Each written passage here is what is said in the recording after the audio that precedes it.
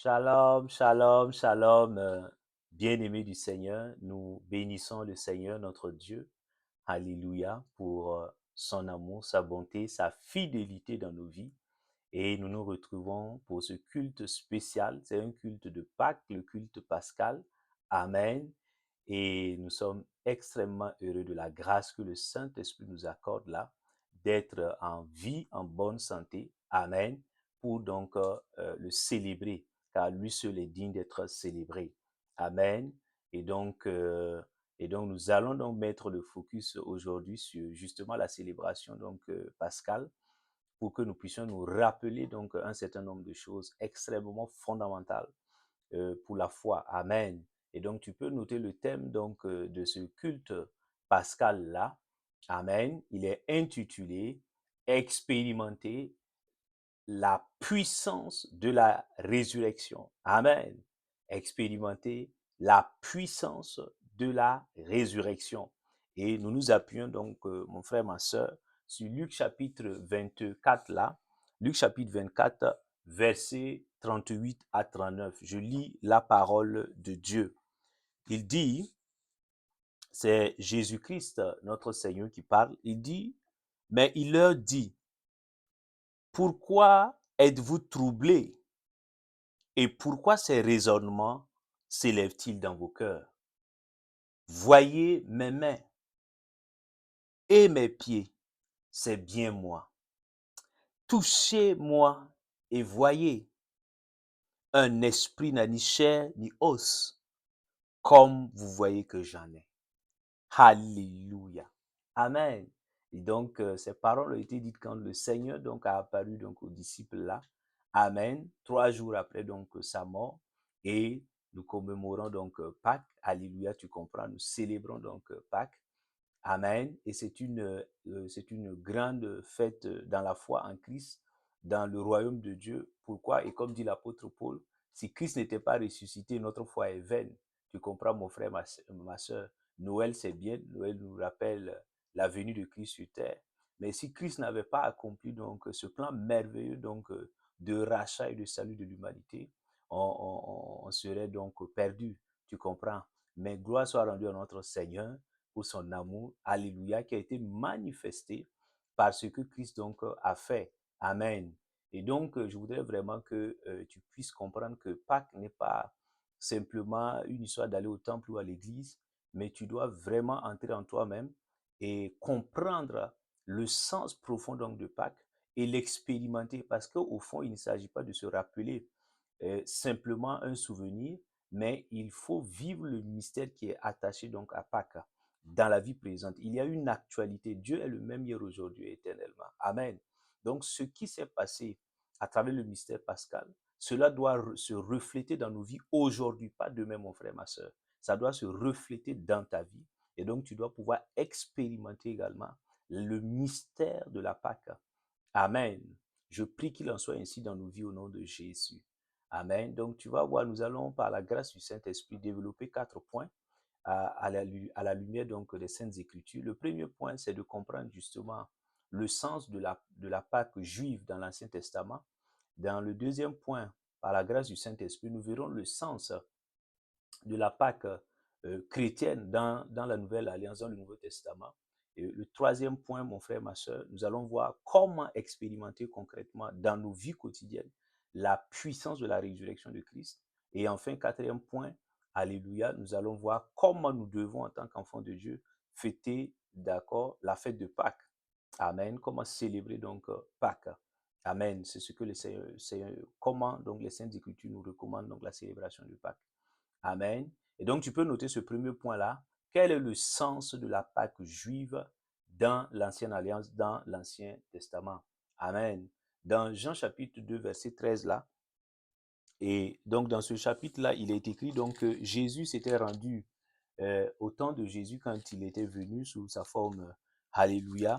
Donc Jean chapitre 2, verset 13 là, il montre qu'au temps de Jésus, Jésus connaissait bien, il y avait la Pâque juive. Amen. Et Jésus même s'est rendu et a célébré donc Jean chapitre 2, verset 13. Il dit là-bas, je lis rapidement, il dit, la Pâque des Juifs était proche, tu entends? Et Jésus monta à Jérusalem. Voilà. Pour aller faire quoi? Pour aller célébrer cela. Amen. Donc, la Pâque, il y a une Pâque, la Pâque juive, qui s'écrit avec 100 S. Alléluia. Cette Pâque-là, donc, s'écrit 100 S à la fin. Donc, la Pâque juive était aussi une fête que Dieu avait donc décrétée. Tu comprends? Et le mot Pâque, en réalité, dans la Pâque juive-là, vient de l'hébreu, Alléluia, Pessa. P-E-S-A-H. Et du grec Pacha. Alléluia. Et donc, et tu vas voir la première mention là, c'est à partir Exode chapitre 12 là. Tu comprends mon frère, ma soeur, Exode chapitre 12, que nous voyons donc déjà l'institution donc de la Pâque, Dieu qui va instituer donc, qui va ordonner aux enfants d'Israël, tu comprends mon frère, ma soeur, de célébrer donc la Pâque. Alléluia. Donc il faut que tu comprennes déjà l'origine donc de la Pâque juive là dans l'Ancien Testament. Et nous lisons à partir donc du verset 11 à 15 là, mon frère, ma soeur. Il dit, voici comment, ça c'est Dieu qui parle, voici comment vous le mangerez, une ceinture à vos reins, vos sandales aux pieds et votre bâton à la main, et vous le mangerez à la hâte. C'est la Pâque de l'Éternel. Cette nuit-là, en parlant de vous le mangerez, c'est l'agneau, un agneau animal, alléluia, on reviendra, voilà, qui doit être immolé, sans défaut, sans tache. Et le Seigneur commande donc, ordonne qu'il puisse donc offrir cela en sacrifice et qu'il puisse donc immoler cela. Et il dit, cette nuit-là, je parcourrai, verset 12, le pays d'Égypte et je frapperai tous les premiers-nés du pays d'Égypte, depuis les hommes jusqu'au bétail, et j'exercerai des jugements contre tous les dieux de l'Égypte. Je suis l'Éternel. Le sang, verset 13, vous servira de signe sur les maisons où vous serez. Je verrai le sang. Je passerai au-dessus de vous et il n'y aura pas sur vous de fléau destructeur quand je frapperai le pays d'Égypte. Ce jour sera pour vous un souvenir. Vous le célébrerez comme une prescription perpétuelle dans chaque génération. Pendant 7 jours, vous mangerez des pains sans levain.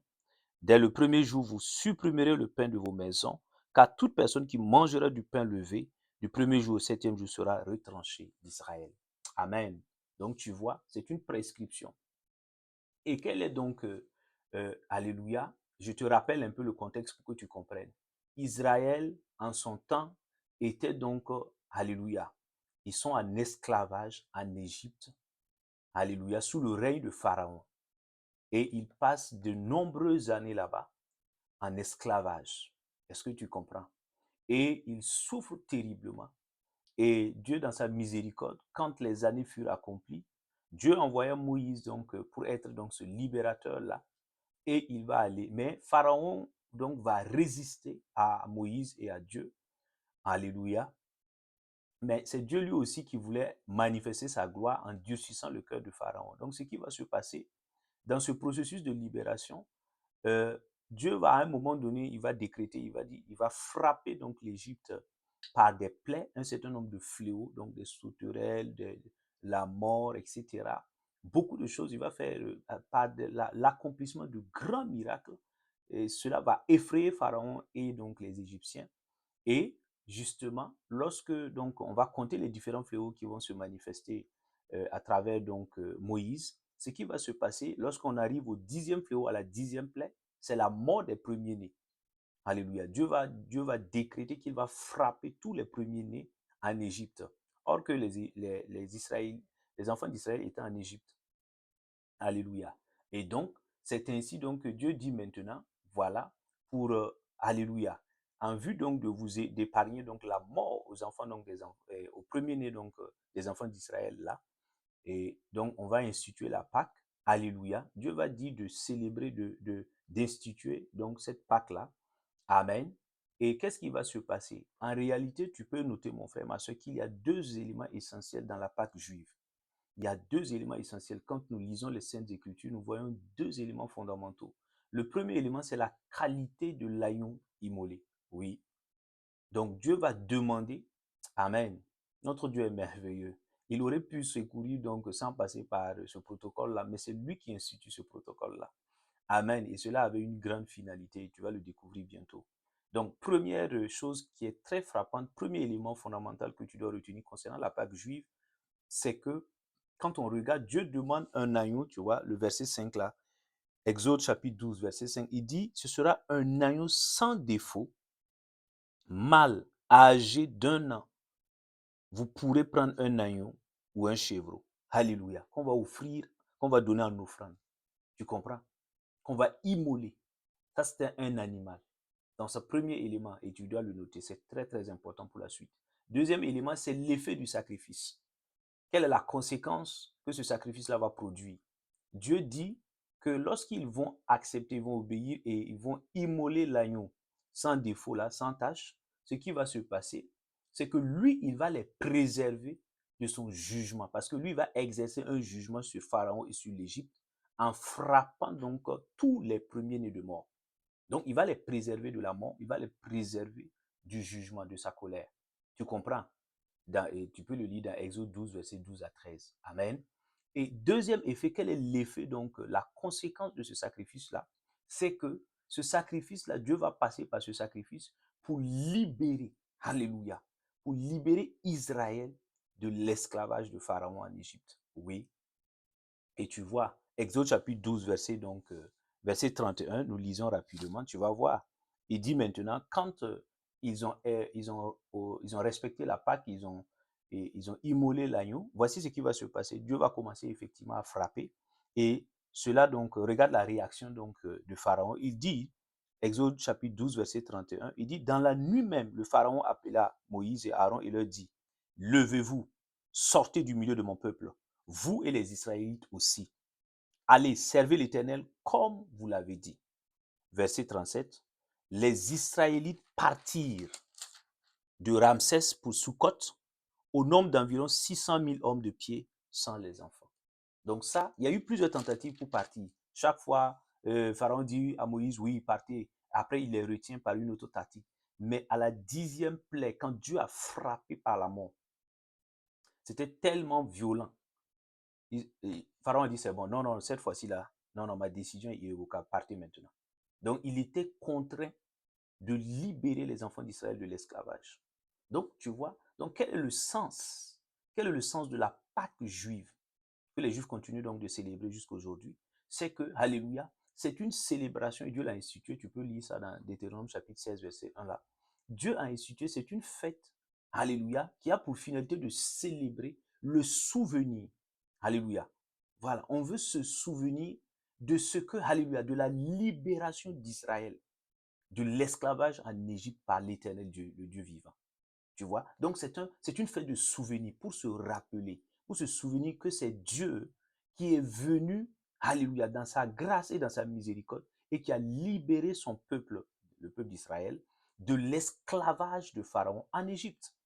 Voici le sens très simple de la Pâque juive. Amen. Et il continue de le faire parce que Dieu l'avait ordonné. Amen. Maintenant, deuxième point que je voudrais vraiment, deuxième grand point, parce que le premier point c'était quel est le sens de la Pâque juive dans l'Ancien Testament. Maintenant, tu peux le noter, mon frère, ma soeur. Quel est le sens de la Pâque chrétienne dans le Nouveau Testament, dans la Nouvelle Alliance? Amen. Oui, et tu peux le noter. Gloire au Seigneur. Amen. Alors, lorsque nous prenons donc les Saintes Écritures, et là, tu peux prendre les 4 évangiles que tu connais, Marc, Matthieu, Marc, Luc, Jean, Amen. Et, et nous venons de lire tout à l'heure le verset de base, Luc chapitre 24, là, 38 à 39, où on parle donc de la résurrection de Jésus. Avant cette résurrection, mon frère, ma soeur, je te rappelle le contexte. Christ est venu, Amen, Alléluia. Et là, donc, le Seigneur lui-même est venu sous la forme d'un homme appelé Jésus. Alléluia. Et il était charpentier, il menait une vie ordinaire. Et pourquoi il est venu? Parce que tout simplement, il voulait sauver l'humanité, tous les êtres humains, amen, de la mort éternelle du péché. Amen. Pourquoi? Parce qu'à l'origine, Adam et Ève ont désobéi à Dieu et le péché est entré donc dans l'humanité, la mort est entrée en l'humanité. Alléluia. Et tous les hommes étaient destinés à être séparés éternellement de Dieu. Or, qui n'ont pas été créés ainsi. Ils ont été créés pour vivre en intimité avec Dieu pour l'éternité. Alors, il fallait donc, la Bible dit dans Romains, que sans le sang, si le sang n'était pas versé, il n'y aurait pas de salut. Or que tout le sang de tous les êtres humains était déjà infecté par le péché. Amen. Les hommes naissent avec le péché. Amen. C'est lorsqu'ils reçoivent Christ maintenant que le sang de Jésus vient les purifier de leurs péchés et ils ont le salut. Tu comprends, mon frère, ma soeur? Et donc, pour sauver l'humanité dans son plan merveilleux là, Dieu lui-même va s'incarner. Amen. Emmanuel, Dieu est avec nous. Et il va venir sous la forme de Jésus. Et maintenant, qu'est-ce qui va se passer? Il va souffrir, lui dont le sang naît, donc il est donc le sang est pur. Alléluia. Il va verser son sang. Amen. Et tu peux le lire. Donc, dans Luc chapitre 23, là, chapitre 23, verset 33, on voit Christ qui est crucifié. Donc, il vient souffrir, mourir à la croix comme un bandit. Alléluia. Parce qu'à l'époque, la mort sur la croix, c'est une mort pas ignominie, vraiment une mort atroce et qui était réservée aux bandits, aux criminels sérieux, tu comprends? Et là, Christ est crucifié. Jésus est crucifié à la croix. Luc chapitre 23. Il est enterré. Luc chapitre 23 encore, verset 53. Et Luc chapitre 24, là, tu vois Christ qui est ressuscité. Amen. Conformément à toutes les prédictions qui avaient été faites. Quand tu prends le livre d'Ésaïe, de Jérémie, les livres des prophètes, alléluia, on avait déjà prophétisé. Amen. La mort et la résurrection de Christ. Tu comprends? Et là, alléluia, il dit quoi dans Luc chapitre 24 là? Jésus se présente à ses disciples là et il dit, Amen. Et il dit, je suis ressuscité, regardez, je suis là, en chair et en os. Amen.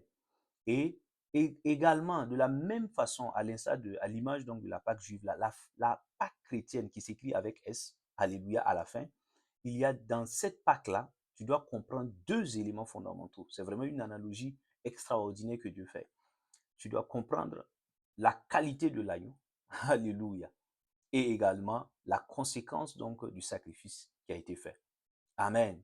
Et donc, premier élément, la qualité de l'agneau. Tu vois, Christ est venu. Amen.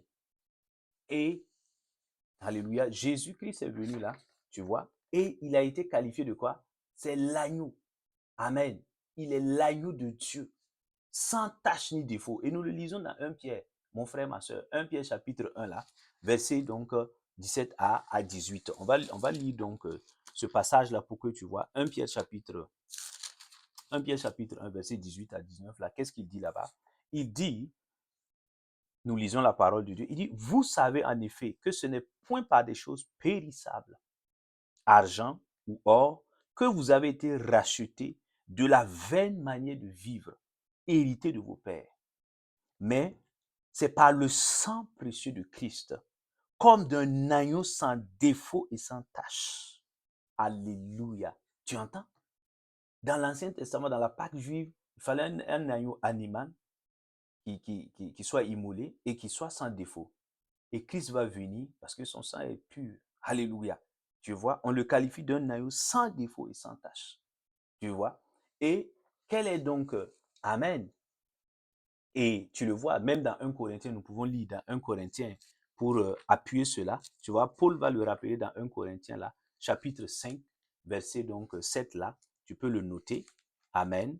Et je le lis rapidement pour que tu comprennes. 1 Corinthiens chapitre 5, verset 7. Il dit quoi? Purifiez-vous du vieux levain afin que vous soyez une pâte nouvelle, puisque vous êtes sans levain, car Christ, notre Pâque, a été immolé. Waouh! Car Christ, notre Pâque, a été quoi? Immolé. Donc, alors que le verbe immoler est fait pour l'agneau. Alléluia. Il suit automatiquement dans la Bible l'agneau. Tu comprends? Regarde. Car Christ, notre Pâque, a été immolé. Donc, l'agneau sans tache, c'est qui? C'est Jésus-Christ de Nazareth qui a été immolé. Tu vois, lui-même s'est offert comme une offrande. Alléluia. À la croix, comme une victime expiatoire. Et donc, qu'est-ce qui va se passer? Quel est l'effet du sacrifice?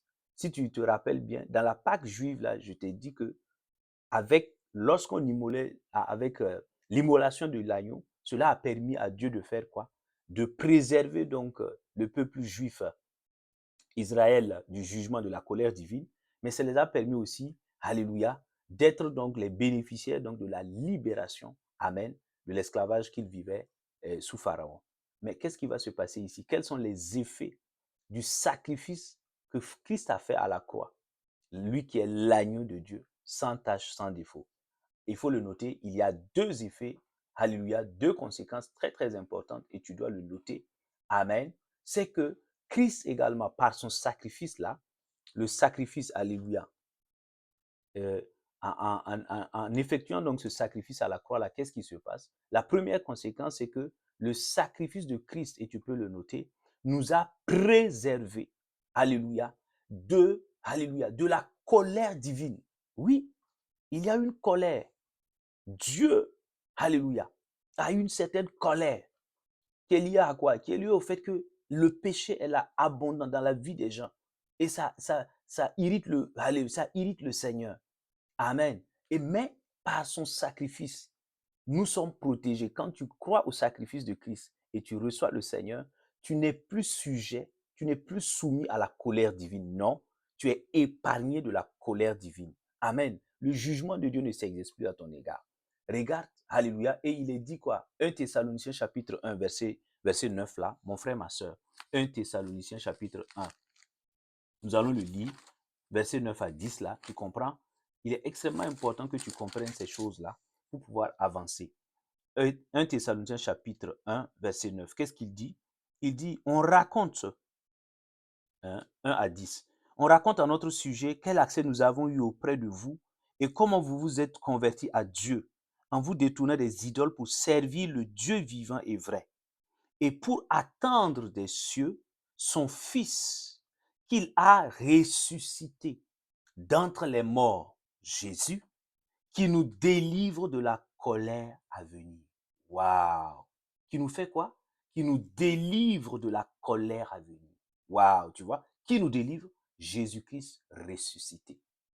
Tu vois? Donc, voici l'une des conséquences du sacrifice de Christ.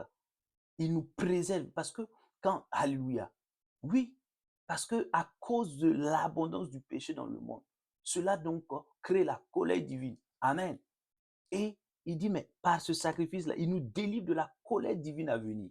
Oui, tu comprends.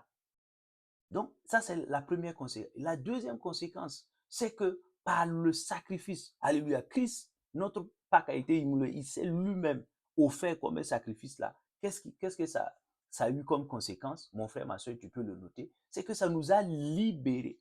Le sacrifice de Christ à la croix là, alléluia, sa mort et sa résurrection, ça nous a fait quoi? Ça nous a libérés, alléluia, du péché et de la mort éternelle. Oui, tu comprends? Et nous pouvons nous appuyer donc sur plusieurs versets. Amen. Tu peux donc le noter. Nous allons lire deux versets. D'abord, Colossiens 1, verset 13 à 14 là, et Jean 5 donc, verset 24. Mon frère, ma soeur. Donc, Colossiens chapitre 1, verset 13 à 14, qu'est-ce qu'il dit? Il dit, Jésus-Christ nous a délivrés du pouvoir des ténèbres et nous a transportés dans le royaume de son Fils bien-aimé, en qui nous avons la rédemption, le pardon des péchés. Alléluia. N'est-ce pas une bonne nouvelle ça? Mais ça, c'est par quoi? C'est par le sacrifice. L'agneau de Dieu s'est offert, alléluia, en sacrifice. Amen. Tu vois, l'agneau de Dieu a été immolé. Tu vois.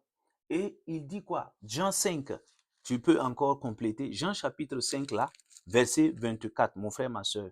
Nous pouvons lire le verset. Il dit, en vérité, je vous le dis, celui qui écoute ma parole et qui croit à celui qui m'a envoyé a la vie éternelle et ne vient pas en jugement, mais il est passé de la mort à la vie. Amen. On ne parle pas de la mort physique ici, mon frère, ma soeur.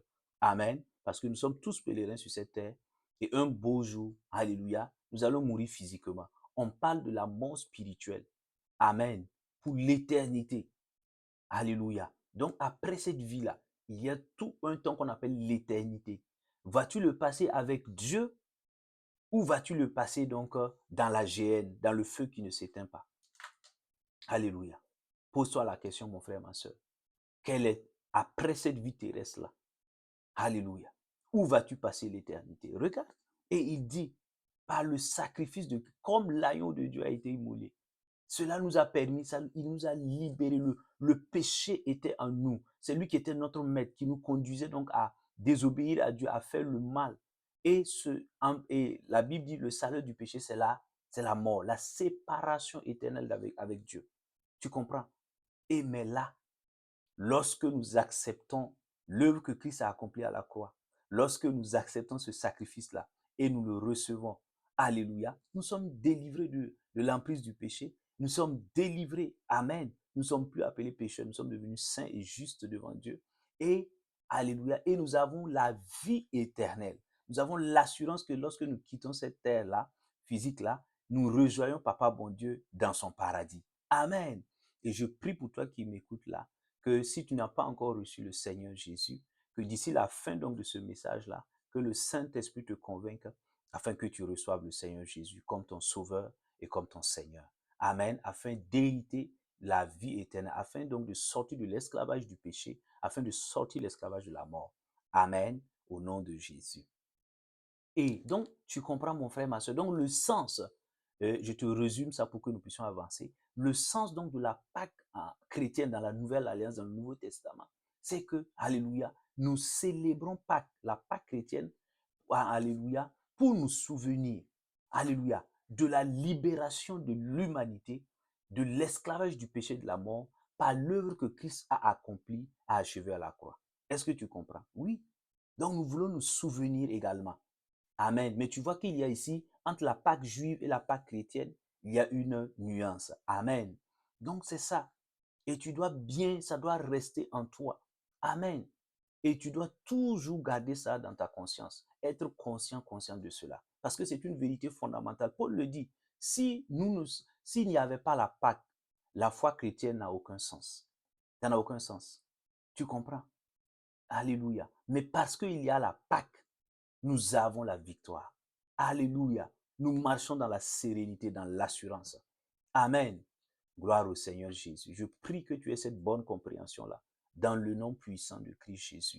Que tu gardes cela au fond de ton cœur et que à chaque jour, tu puisses te souvenir de ce que Christ a fait. Alléluia. Tu n'as plus besoin de lutter pour te libérer toi-même du péché et de la mort. Non, Christ a déjà payé le prix. Il s'est offert lui-même comme un sacrifice et il a déjà fait. Il faut juste que tu l'acceptes, mon frère, ma soeur. Amen. Donc, quand tu vas écouter, donc en célébrant Pâques là, rappelle-toi que Christ là a donné sa vie. Il a versé son sang à la croix. Alléluia. Amen. Lui qui est le juste là. Et pour te racheter, pour me racheter du péché et de la mort. Et à cause de ce qu'il a fait, grâce à ce qu'il a fait là, mon frère, ma soeur, toi et moi, nous avons la vie éternelle et nous sommes devenus justes et saints aux yeux de Dieu. Amen. Quelle bonne nouvelle.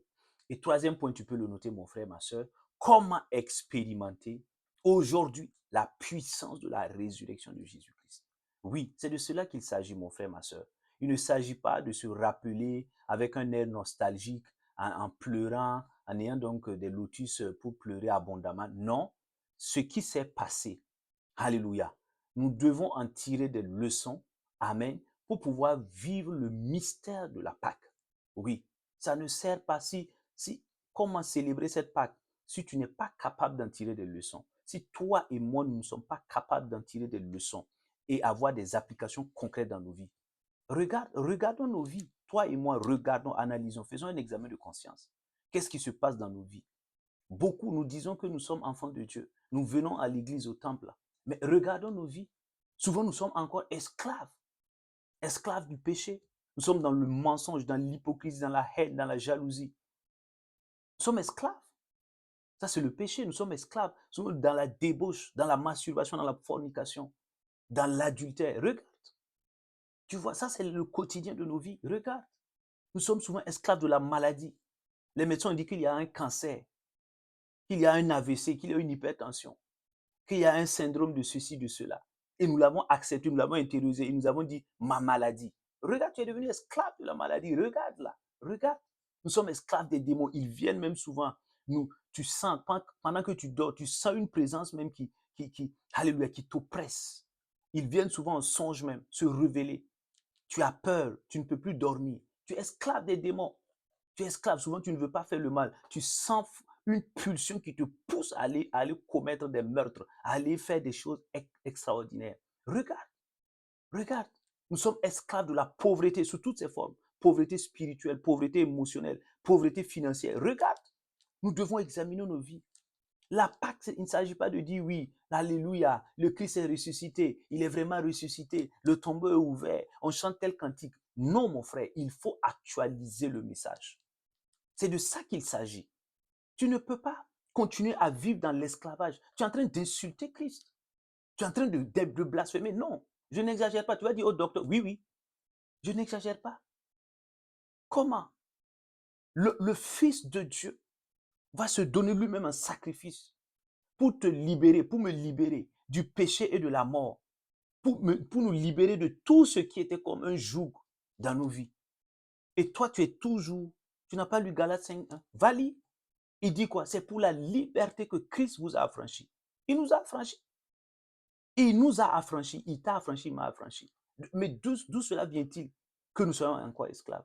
Donc nous avons besoin d'expérimenter la puissance de la résurrection encore. Tu comprends? Oui. Et nous allons voir quelques clés rapidement. Tu peux le noter. Nous allons voir 7 clés à la lumière des Saintes Écritures parce que ce sont des leçons. Il ne s'agit pas de lire la Bible comme un roman, mon frère, ma soeur. C'est le livre de vie. Est-ce que tu comprends? C'est le livre de vie. Et donc, nous allons regarder à travers le parcours de Jésus jusqu'à la résurrection ce qui s'est passé. Et si nous le mettons en pratique, tu vas voir dans ta vie, je ne doute même pas, que ce qui était mort et ce qui était négatif là, et qui était mort, le Seigneur va le ressusciter. Ta vie va être restaurée. Nos vies vont être restaurées au nom de Jésus. Amen. Donc la première clé, et tu peux le noter, c'est que je dois quitter l'idolâtrie et recevoir Christ, Jésus-Christ, aujourd'hui, pas demain, aujourd'hui, comme mon Sauveur et mon Seigneur. Oui, Jean chapitre 1, verset 12, il dit, à tous ceux qui ont reçu Christ, Dieu leur a donné le pouvoir de devenir enfants de Dieu, lesquels ne sont plus nés de la chair et du sang, mais sont nés de l'Esprit de Dieu. Oui, tu comprends? Donc, si tu veux expérimenter, sortir de ces liens-là, sortir de cette vie qui n'honore ni Dieu ni ta personne, là, il faut que tu viennes à Christ. Je n'ai pas dit de devenir évangélique, protestant. Non, mon frère, ma soeur, tu n'as rien compris. Christ n'est pas une religion. Christ est le Dieu vivant. Regarde comment il a reprimé les Juifs qui étaient religieux. Non, non, il ne s'agit pas d'être catholique, protestant. Ça n'a rien à voir, mon frère. Oui, tu peux aller à l'église et puis tu n'es pas encore converti. Tu ne connais même pas encore le Seigneur. Il y a combien d'enfants de Pharaon dans nos églises et dans nos temples? Et il faut arrêter là. Je ne te parle pas de religion, je te parle de la vie. Jean 14, 6, là, il dit, je suis le chemin, la vérité et la vie. Nul ne vient au Père qu'en passant par moi. C'est ça. Tu peux rester à l'église 10 ans, tu n'as pas encore rencontré le Seigneur. Je te parle d'une rencontre personnelle transformatrice. Comme Saul de Tarse a rencontré Jésus-Christ sur la route de Damas. Si tu veux, alléluia, quitter cette vie-là, où tu es esclave de tout, des démons, tu es esclave de la sorcellerie, alléluia, ta vie tourne en rond. Toi-même, tu n'as aucune assurance. Tu vis avec la peur constante au ventre. Malmené. Il faut que tu viennes à Christ. Mon frère, ma soeur, je ne vais pas te caresser dans le sens du poil. Je te dis la vérité. Amen. Moi-même, j'étais religieux. Le Seigneur m'a fait sortir de la religion. Il faut que tu acceptes. Alléluia. Il faut que tu acceptes. Ta religion, depuis combien de temps tu es dans ta religion? Ça t'a apporté quoi? À part l'hypocrisie, la méchanceté sournoise et le mal, ça t'a apporté quoi? Qu'est-ce que ça t'a apporté? Non, dis-moi. Dis-moi, à part l'hypocrisie, tu vas à l'église, tu fais tous les actes religieux possibles, mais tu rentres pleurer là, nuitamment. Le Seigneur voit cela. Tu comprends? Je t'invite, mon frère, ma soeur, si tu es prêt, et si tu es prête là, dis avec moi, Seigneur Jésus, je te demande pardon pour tous mes péchés. J'étais religieux, religieuse, mais je ne te connaissais pas. Seigneur, je veux vraiment te connaître. Lave-moi et purifie-moi par le sang de Jésus. Efface mon nom du livre de la mort et inscris mon nom dans le livre de vie. Seigneur, j'ouvre mon cœur maintenant et je te reçois, Seigneur Jésus, comme mon sauveur et mon Seigneur personnel. Je te remercie Parce qu'à l'instant même, ton esprit vient régénérer mon esprit et tu viens habiter en moi. Et je deviens enfant de Dieu conformément à ta parole. Merci Saint-Esprit de ce que tu me conduis toujours dans ta volonté. Au nom de Jésus. Amen. Alléluia. Donc si tu as fait cette prière-là, tu es sauvé. Alléluia. Sois rassuré. Le paradis est ta destination. C'est ton héritage. Amen. Et donc, tu peux prendre attache. Tu peux nous laisser donc un message, un chat donc sur la chaîne-là. Alléluia. En commentant. Amen. Je veux recevoir Jésus-Christ. Et nous allons donc te contacter. Amen. Et des instructions pourront être données. Amen. Et donc, ça, c'est vraiment la première chose. C'est vraiment l'une des premières choses pour expérimenter la puissance de la résurrection. C'est de vraiment être converti à Christ. Pas de venir à l'église, je dis converti. Jésus a dit à Pierre, quand tu seras converti. Voilà. Il ne s'agit pas de suivre de manière aveugle, sans rien comprendre au Seigneur, de manière religieuse. Non, non, non. Non, non. Tu comprends. Ça, c'est la première clé.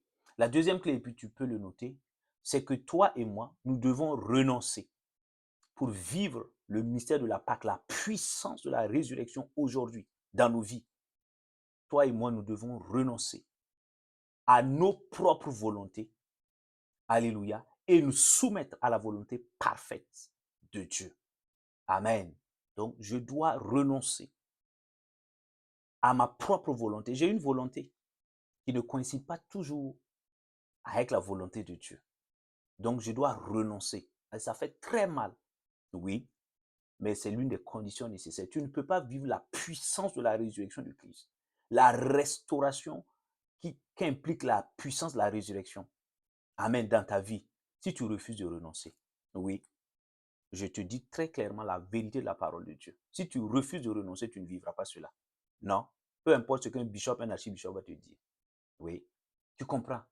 Donc, Luc chapitre 22, là, mon frère, ma soeur, nous lisons cela. Luc chapitre 22, verset donc, alléluia, Luc chapitre 22, verset 41 à 42. Qu'est-ce que dit Jésus? Jésus dit, puis Jésus s'écarta d'eux d'environ un jet de pierre, se mit à genoux et pria en disant, Père, si tu le veux, éloigne de moi cette coupe. Toutefois, que ce ne soit pas ma volonté, mais la tienne qui soit faite. Amen.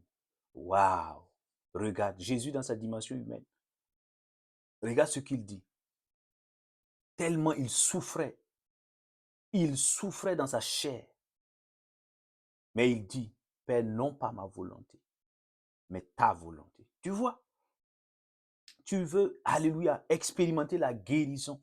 Tu veux expérimenter la restauration dans ton couple. Tu veux expérimenter, alléluia, la paix intérieure. Tu veux, alléluia, qu'est-ce que tu veux expérimenter?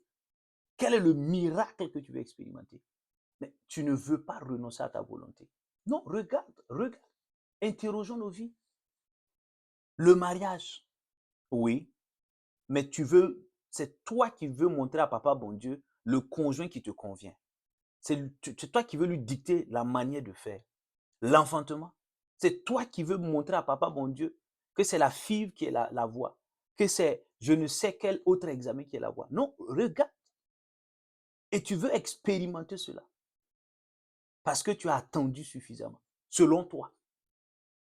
Et tu veux expérimenter la puissance de la résurrection, la restauration, le miracle et le miraculeux. Non, ça ne marche pas comme ça. Je suis désolé de te le dire, mais il faut que tu reviennes à la vérité de la parole de Dieu. Tu dois dire, Seigneur, comme le Seigneur Jésus, Père, oui, ça me fait mal d'attendre.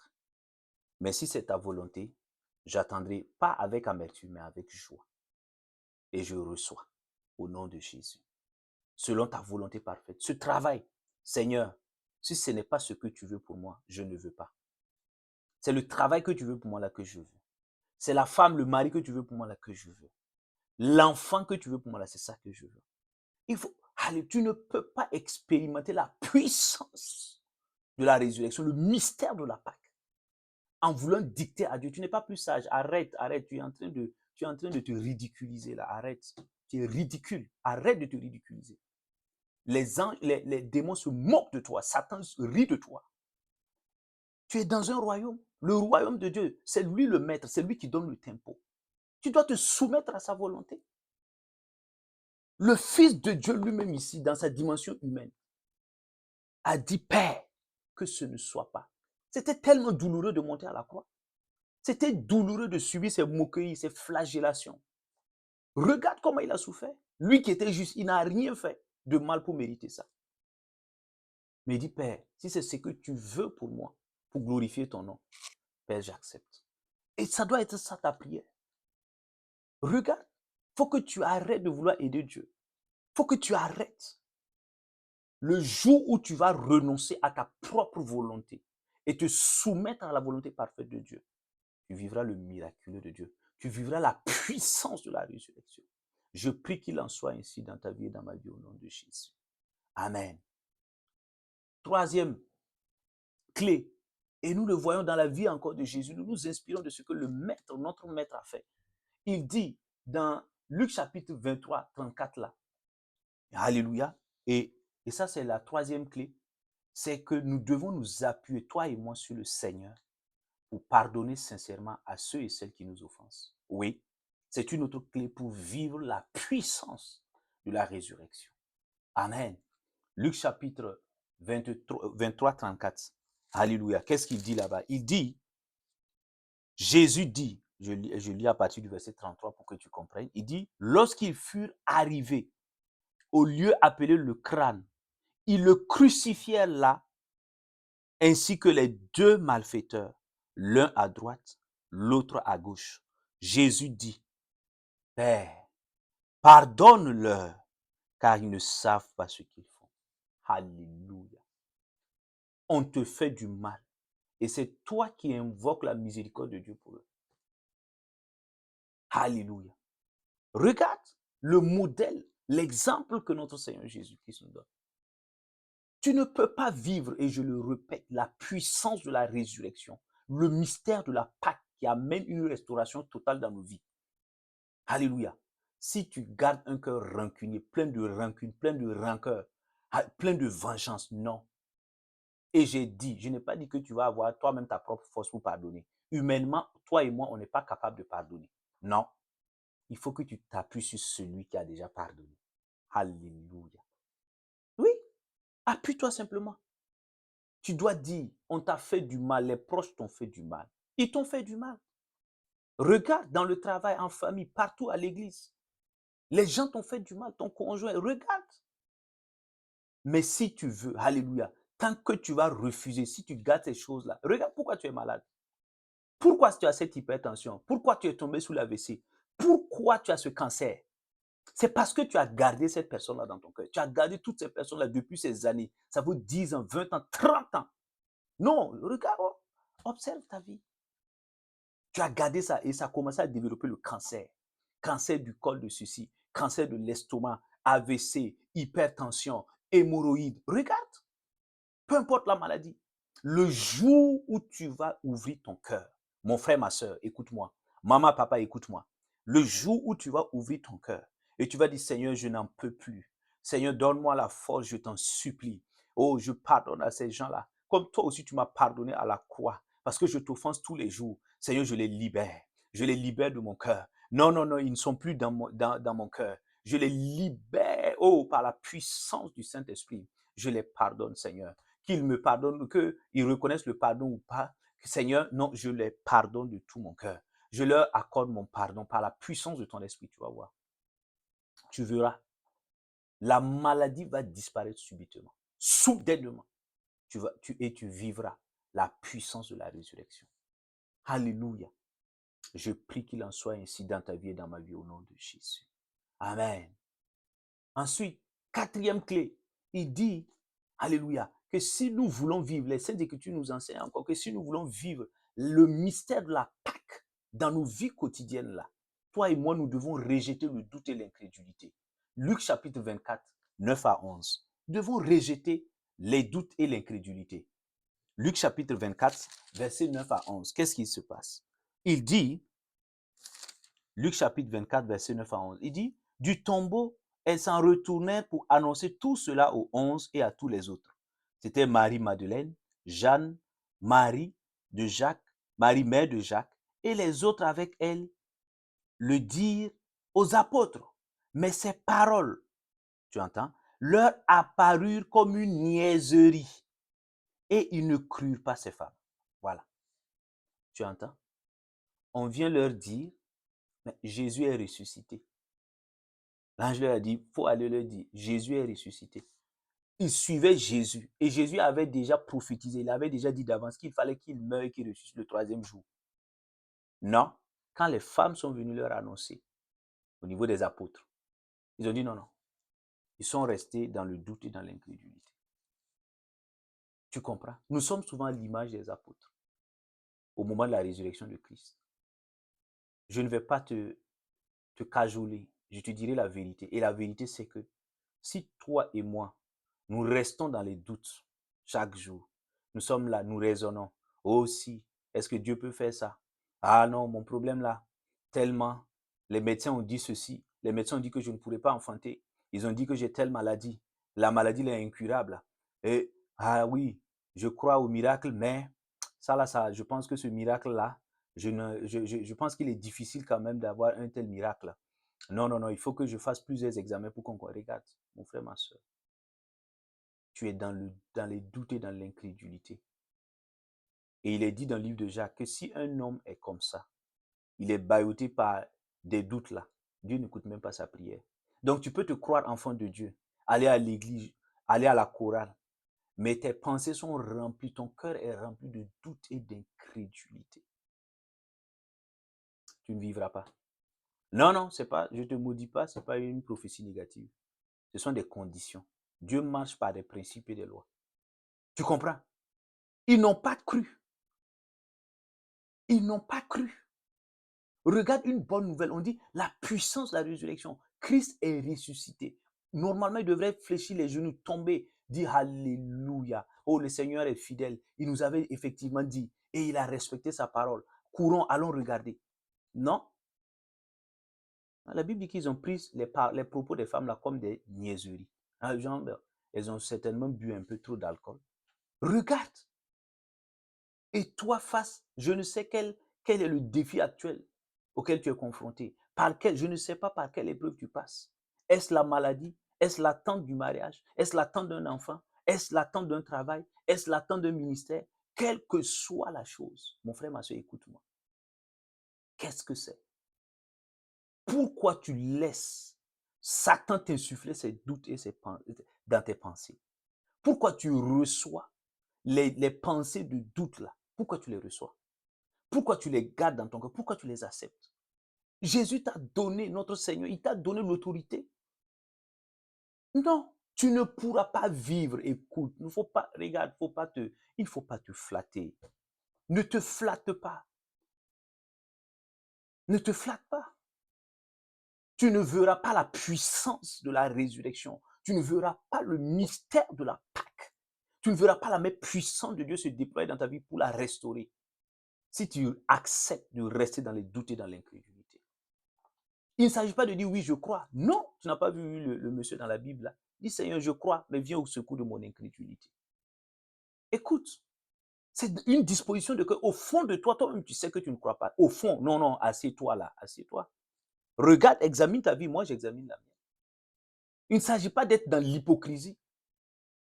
Toi-même, tu mets des versets tu ne crois même pas aux versets que tu publies. Tu joues à l'évangéliste international là. Toi-même, tu ne crois même pas à la parole. Hein? Non, observe là. C'est pourquoi ces problèmes ont perdu dans ta vie. C'est pourquoi tu ne vois pas la puissance de Dieu s'opérer dans ta vie. Tant que tu continueras à douter de Dieu, tant que tu continueras à accepter les mensonges du diable et à nourrir l'incrédulité au fond de toi, tu as beau dormir à l'église, se réveiller, il n'y aura rien. Tu ne verras pas la puissance de Dieu. Pas te flatter. Hein? Ce n'est pas comme ça que mon Jésus l'a opéré. Je prie dans le nom de Jésus que le Seigneur Saint-Esprit te délivre de toute forme de doute et d'incrédulité au nom de Jésus. Que tu reçoives la grâce d'être rempli de foi au quotidien au nom de Jésus. Amen. Regarde, Cinquièmement, il dit quoi? Il dit, les Saintes Écritures nous enseignent que si nous voulons expérimenter aujourd'hui la puissance de la résurrection, toi et moi, nous devons accepter. Et ça, c'est cinquième point. Cinquième clé. Nous devons accepter la vérité et l'autorité de la parole de Dieu dans nos vies. Oui. Regarde. Romains chapitre 8. Alléluia. Verset 11. Alléluia. L'autre, alléluia. C'est ça. Romains chapitre 8, verset 11. Qu'est-ce qu'il dit là-bas? Romains chapitre 8, verset 11. Il dit, et si l'esprit de celui qui a ressuscité Jésus d'entre les morts, alléluia, habite en vous, celui qui a ressuscité le Christ Jésus d'entre les morts, donnera aussi la vie à vos corps mortels par son esprit qui habite en vous. Alléluia, oh, j'aime tellement cette parole. Et si l'esprit de celui qui a ressuscité Jésus d'entre les morts, où il est où? S'il habite en vous, celui qui a ressuscité le Christ Jésus d'entre les morts donnera aussi la vie à vos corps mortels, la vie divine, c'est pas la vie divine, à vos corps mortels par son esprit qui habite en vous. Tu entends? Est-ce que tu connaissais ce verset? Non, il faut que tu passes une semaine là-dessus, mon frère, ma soeur. Il faut que tu prennes un mois sur ce verset pour étudier ce verset. Waouh! Tu entends ce que l'esprit dit? Mais la parole est donnée. Quel est le challenge que tu vis actuellement? Non, regarde. Il dit, mais si toi, il faut que tu crois en la parole de Dieu. Toi, tu décides de croire au mensonge du diable, à la parole du diable. Est-ce que le diable, c'est ton père? C'est Dieu qui est ton père ou c'est le diable qui est ton père? Non, il faut que tu te détermines. Si tu es enfant de Dieu, tu crois à la parole de ton père. Moi, je ne doute même pas de la parole de Dieu. Par la grâce de Dieu. Tu comprends? Et quand Satan vient pour me parler, je le chasse là. J'ai l'autorité. Exerce ton autorité, tu n'as pas besoin d'être pasteur ou je sais quoi. Enfant de Dieu, c'est largement suffisant. Regarde. Il dit, mais toi qui es malade là, tu as AVC, tu as l'hypertension, peu importe la tu as un cancer, tu as une maladie rare, dite incurable par les médecins. Mais prends ça. Prends cette parole-là, tu t'assois, tu n'as pas besoin de voir un archibishop. Non, non, prends ça. Tu t'assois, tu dis, Seigneur, Dieu mon Père, Dieu, tu es mon Père, et ton esprit habite en moi. Et ton esprit, non, prends la Bible, là, prends, je suis en train de te donner la solution. Tu prends ça, ce verset-là, et tu me donneras le témoignage. Tu dis, Père, Dieu le Père, tu es mon Père. Par l'œuvre que Christ a achevée à la croix, et je t'ai reçu comme mon Sauveur, mon Seigneur Jésus. Ton esprit est en moi. Et Saint-Esprit, c'est toi qui as ressuscité Christ d'entre les morts. Actuellement, j'ai une hémiplégie, j'ai une paraplégie, j'ai telle maladie, j'ai tel problème. Je déclare que si tu as pu ressusciter Christ d'entre les morts, tu ressuscites les membres de mon corps. Tu ressuscites mon sein qui était mort là, maintenant revient à la résurrection. La vie divine entre dans mon sein. On avait dit que j'étais stérile, infertile là. Mon sein est fertile. Je déclare maintenant que cette maladie qui était là, estomac et cancer de pancréas, de foie, tu quittes maintenant, je reçois la vie divine entre en moi, parce que le Saint-Esprit qui a ressuscité Christ est en moi, et il ressuscite maintenant ce qui était mort en moi. Il ressuscite ce qui était problématique dans mon corps. Il ressuscite ce qui était problématique dans mes finances. Tu déclares cela par la foi et tu vas voir. La foi n'est pas compliquée. C'est nous qui sommes incrédules. Il faut l'avouer et puis se repentir, mon frère, ma soeur. Regarde. Si le Saint-Esprit a pu ressusciter, toi, ton problème là, ça a atteint quel niveau pour qu'on ne puisse pas? Alléluia. Tu es en train de blasphémer. Tu es en train d'insulter le Seigneur. Il faut que tu arrêtes. Il faut que nous nous repentions. Soit nous décidons de suivre le Seigneur, soit nous ne décidons pas.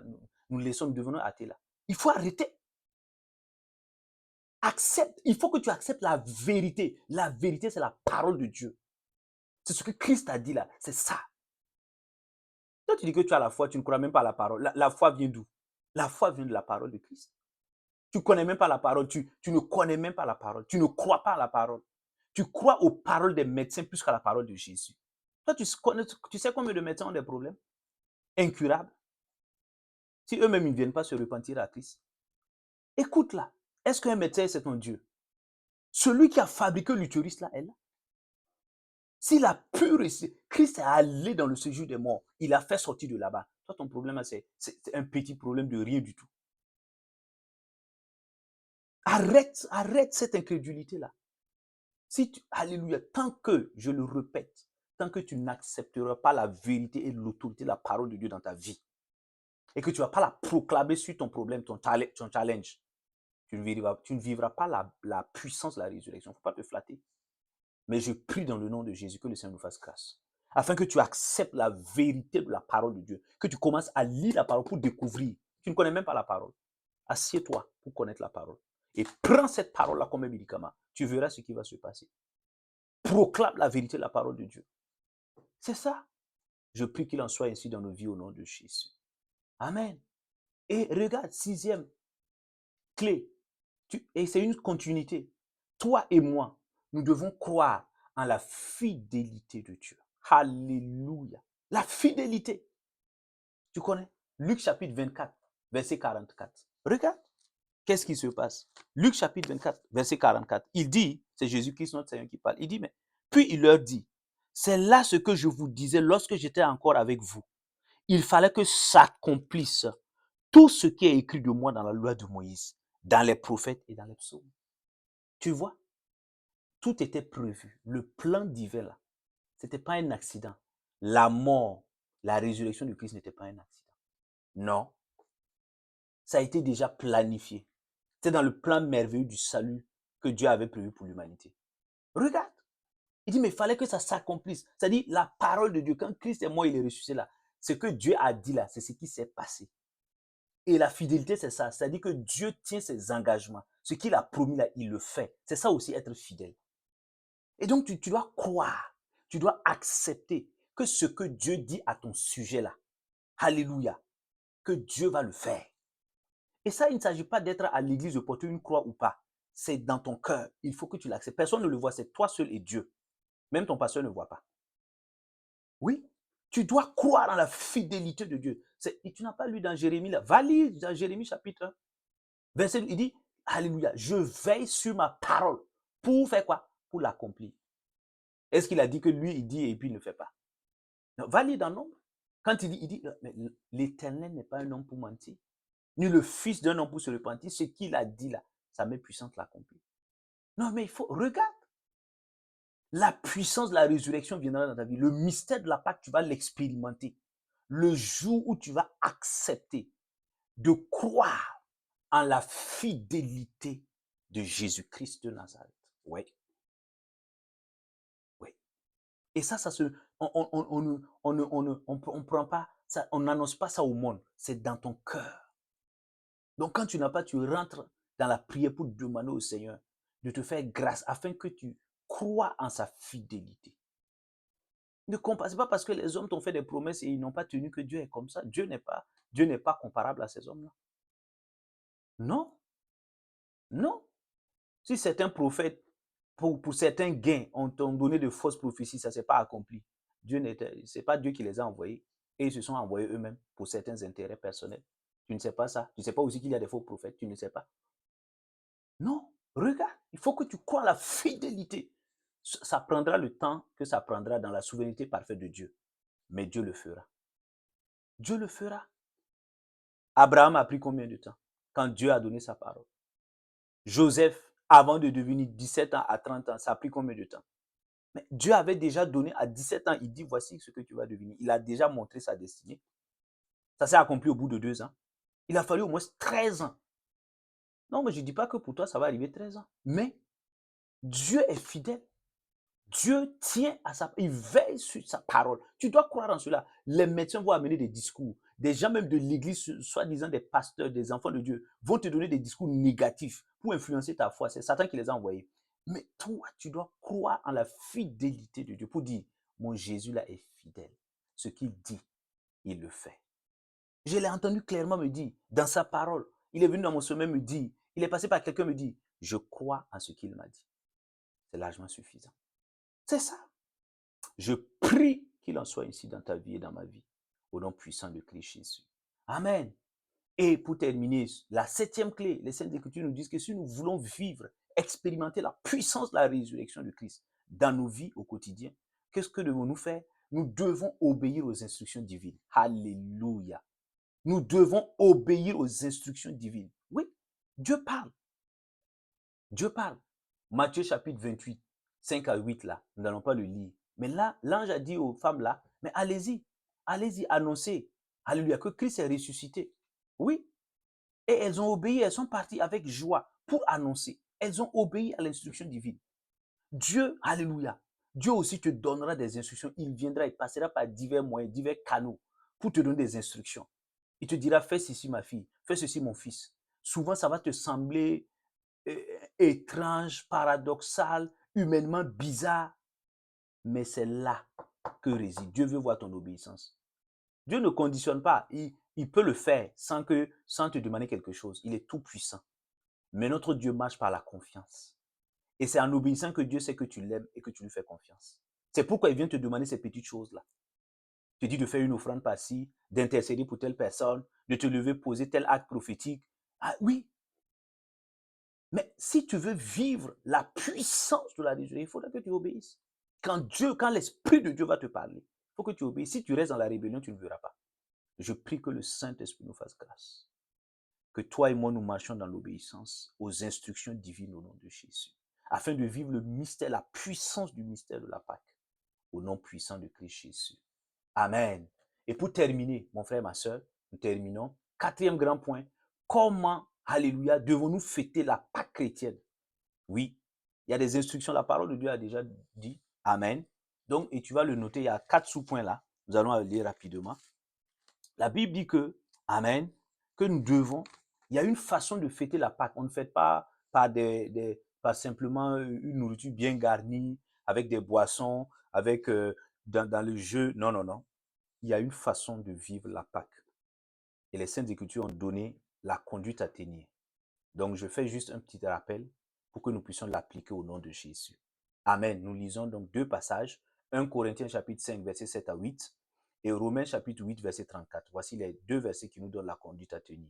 1 Corinthiens chapitre 5, verset 7 à 8 et Romains chapitre 8, verset 34. Il dit, nous lisons la parole de Dieu, il dit, purifiez-vous du vieux levain, afin que vous soyez une pâte nouvelle, puisque vous êtes sans levain, car Christ, notre Pâque, a été immolé. Célébrons donc la fête, non avec du vieux levain, ni avec un levain de perfidie et de méchanceté, mais avec les pains sans levain de la sincérité et de la vérité. Alléluia. Et Romains chapitre 8, verset 34 là, qu'est-ce qu'il dit? Il dit, qui les condamnera? Le Christ Jésus est celui qui est mort. Bien plus, il est ressuscité. Il est à la droite de Dieu et il intercède pour nous. Alléluia. Tu entends? Donc voici les 2 versets. Et donc tu peux noter, premier élément, c'est que, Amen, Dieu veut que nous puissions traiter notre cœur. La façon dont nous allons traiter notre cœur, nous allons veiller sur notre cœur durant cette Pâque-là, cela montre en réalité comment nous devons fêter la Pâque. Amen. Donc ce n'est pas l'extérieur qui compte. Ce n'est pas la musique, ce n'est pas le fait d'avoir mis de nouveaux habits tout jolis, d'être coquette. Non, ce n'est pas ça le plus important. Tu peux le faire, ce n'est pas un péché, mais ce n'est pas le plus important. L'important, c'est l'intérieur, ce n'est pas l'extérieur. Amen. Premier élément, nous devons, la Bible dit, et Paul, le Seigneur passe par Paul pour nous le rappeler, toi et moi, nous devons fêter cette Pâque-là. Amen. En renonçant à la méchanceté dans nos cœurs. Nous devons rejeter, nous devons vider la méchanceté de nos cœurs. Oui. Souvent, nous sommes remplis de méchanceté. Nous croyons que nous sommes bons, mais en réalité, nous sommes méchants. Regarde. Souvent, nous sommes jaloux de la réussite des gens. Quand Dieu bénit telle personne, de telle manière, au fond de nous, nous faisons semblant, nous rions, mais au fond de nous, nous sommes jaloux. C'est de la méchanceté. Nous sommes envieux, c'est de la méchanceté. Oui, tu comprends. Souvent, nous souhaitons du mal parce que nous avons attendu, nous attendons encore notre miracle. Mais donc, lorsque l'autre a déjà obtenu son miracle, au lieu de célébrer cela, dans nos cœurs, nous pensons mal de la personne. Ça, Dieu voit ces choses-là. Dieu entend ça. C'est de la malveillance. Et ça, c'est de la méchanceté. Nous souhaitons souvent du mal à quelqu'un qui nous a fait du mal. C'est de la méchanceté. Tu comprends? Donc, nous ne pouvons pas fêter cette Pâque-là avec des cœurs remplis de vengeance, avec des cœurs remplis de malveillance, avec des cœurs remplis de comparaison, de jalousie, d'envie. Non. Purge cela, enlève ça, purifie cela. Paul dit purifier. Voilà. Je prie qu'il en soit ainsi dans ta vie et dans ma vie au nom de Jésus. Amen. Le deuxième élément, nous devons avoir des cœurs, amen, remplis de sincérité. Tu entends? Paul dit, nous ne pouvons pas nous permettre de fêter la Pâque, cette Pâque-là. Alléluia. La Pâque en Christ là, nous ne pouvons pas nous permettre de la fêter avec des cœurs remplis d'hypocrisie. Non. Il dit, nous devons avoir des cœurs remplis de sincérité. Des pains sans levain. Tu comprends? Alléluia. Oui. La sincérité, je te donne un exemple. C'est de reconnaître, ah, moi je suis, oui Seigneur, je viens devant toi. J'ai telle faiblesse, j'ai telle faiblesse. Aide-moi par ta grâce, aide-moi par ton Esprit Saint. Donne-moi de sortir de ce vice-là. Seigneur, j'ai besoin de toi. C'est ça la sincérité. Mais quand tu veux jouer à celle qui, alléluia, tu nies même les faits. On te prend la main dans le sac, tu nies. Tu es dans le mensonge. On dit, mais pourquoi tu as menti? Non, non, non, je n'ai pas menti. En quoi tu es sincère?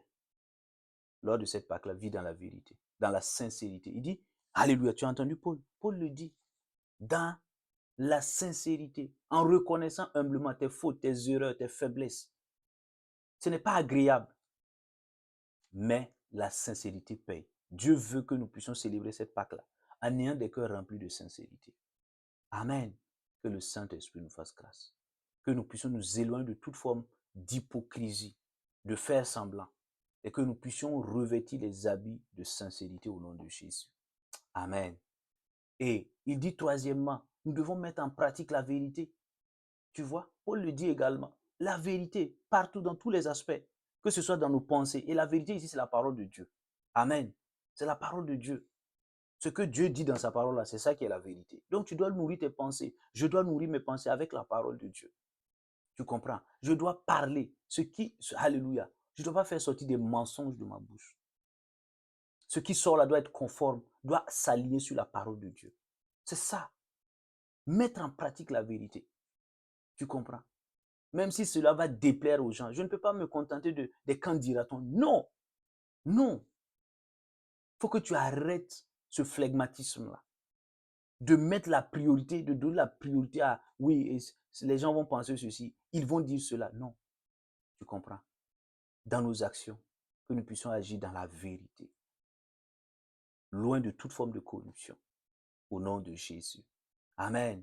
Et enfin, il dit que nous devons intercéder. Nous devons développer des cœurs d'intercesseurs et pratiquer l'intercession, la prière d'intercession. Il dit, Jésus est ressuscité, Romains chapitre 8, verset 34. Il est à la droite du Père et il fait quoi? Et il intercède pour nous. Donc, nous sommes en train de nous souvenir de ce que Christ a fait pour nous. On dit qu'il est ressuscité. Et quelle est la mission de Christ ressuscité? Il est à la droite de Dieu. Et il fait quoi? Il est dans l'intercession pour nous. Et nous devons faire pareil également. Le Seigneur nous invite à également porter les autres en prière, à porter nos proches, nos familles, nos nations, nos communautés, des personnes que nous ne connaissons pas en prière. Nous devons nous donner, alléluia, avec des cœurs sincères, compatissants. Amen. Je prie qu'il en soit ainsi dans nos vies au nom de Jésus. Que cette Pâque-là, nous puissions, alléluia, la fêter, la célébrer en mettant tout cela en pratique au nom puissant de Christ Jésus. Je prie maintenant pour terminer. Père, je prie maintenant dans le nom de Jésus que si quelqu'un, alléluia, écoute donc ce message-là et se trouve dans des problèmes les plus insolubles, Seigneur, le secours vient de toi maintenant. Et tu secoues la personne au nom de Jésus. Tu fais sortir la personne maintenant. Si elle était malade, elle reçoit la guérison maintenant au nom de Jésus. Si elle était liée par des démons, je détruis le pouvoir des démons dans sa vie. Et je déclare qu'elle est libérée par la puissance du sang de Jésus. S'il y avait une quelconque malédiction générationnelle dans sa vie, la malédiction générationnelle est brisée par le sang de Jésus. Et elle marche bénie au nom de Jésus. Dans le nom de Jésus. Seigneur, si quelqu'un manquait de foi, la personne reçoit la foi, est remplie de foi, au nom de Jésus-Christ de Nazareth. Merci Père pour ton amour, au nom puissant de Christ Jésus. Amen. Alléluia. Donc nous bénissons le Seigneur pour ces moments-là. Nous nous retrouvons prochainement par la grâce du Saint-Esprit pour un autre culte dans la présence du Saint-Esprit. Amen. D'ici là, que Que la faveur donc du Seigneur t'accompagne. Au nom de Jésus. Amen. Shalom, shalom, shalom.